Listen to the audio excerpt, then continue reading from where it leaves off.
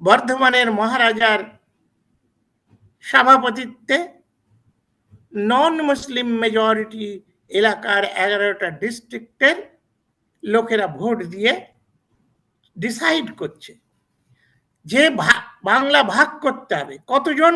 58টা vote বলছে যে ভাগ করতে হবে, 21টা ভোট বলছে যে না, ভাগ হবে না। কিন্তু মুসলিম মেজরিটি, অর্থাৎ ওই পূর্ব বাংলার দিকে যে 16টা ডিস্ট্রিক্ট রয়েছে, মেজরিটি লোকও রয়েছে, তারা 106-35টা ভোটে এটা নাকচ করছে, বলছে না, বাংলা ভাগ হবে না। 106 জন বলছে বাংলা ভাগ হবে না, আর 35টা ভোট বলছে যে বাংলা ভাগ হবে।